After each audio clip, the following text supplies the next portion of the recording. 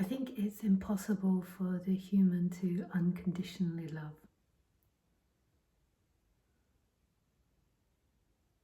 Maybe the human can have moments of it.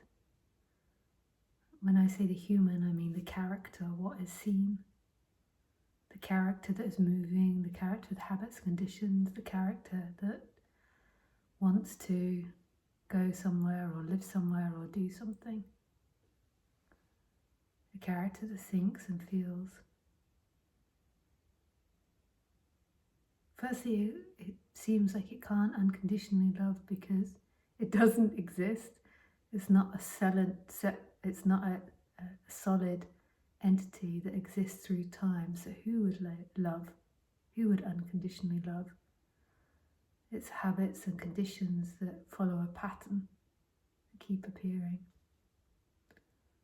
So who would love? Maybe there could be moments that the character has this unconditioned love coming up, but it's always something that comes and goes. It's never something that you can hold on to and be like, that is mine, I love you unconditionally. And what I mean by unconditionally is without any conditions. If you have a dog, would you love your dog if they were aggressive towards you? If they never showed kindness? If they pooped and weed all the time in your house? If they cried and barked when you tried to sleep?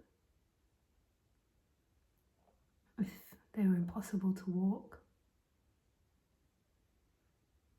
If they got you a £10,000 fine because they bit another dog, they got you sued? If they bit you, would you love it unconditionally? And I don't mean not abandon it, I mean in your heart, love it unconditionally.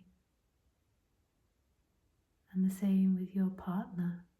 If they cheated on you, if you discovered they were a narcissist, if they stole all your money, they got you in debt, they lost your house,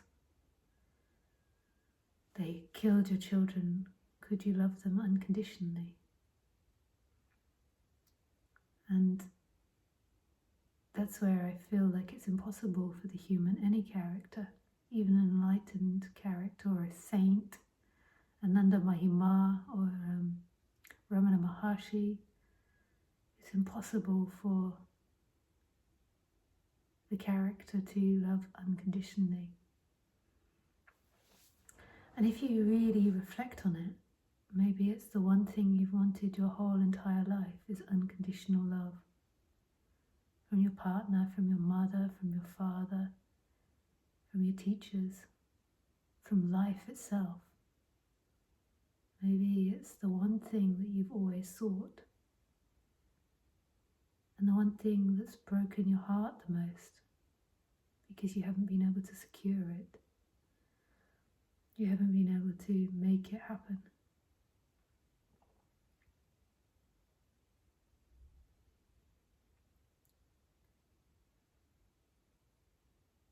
So is there unconditional love? And I would say yes. From my experience, whatever that is. Experience is such a weird thing. There is unconditioned love.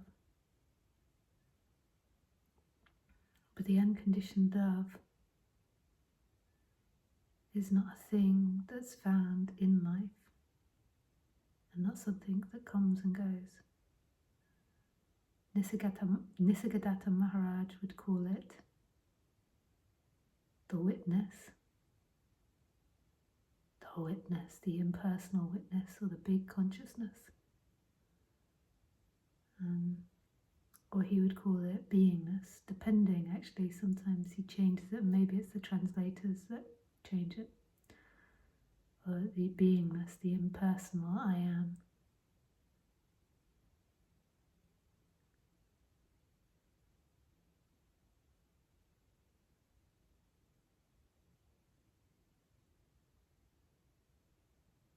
I think Ananda Mahima would just call it God. God. The divine.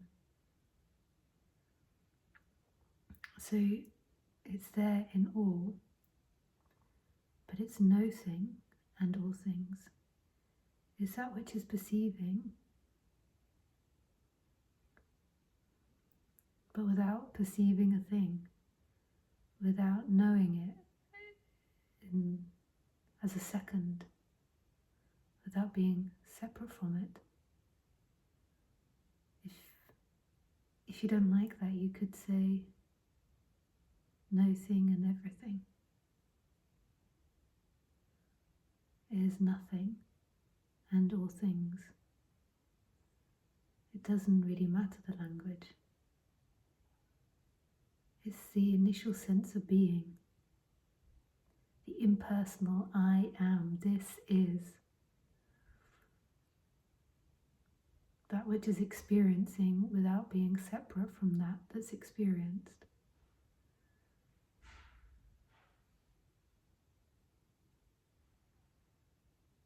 And this isn't intellectual.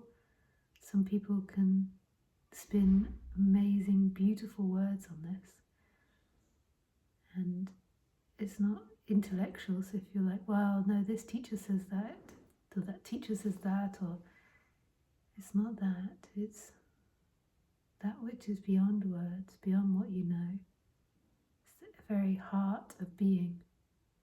It's right here, and it's like glaring love, love, love, love, love, love.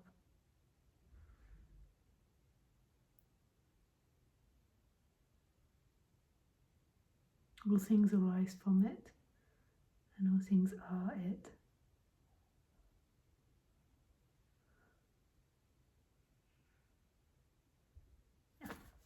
Yeah. That is all.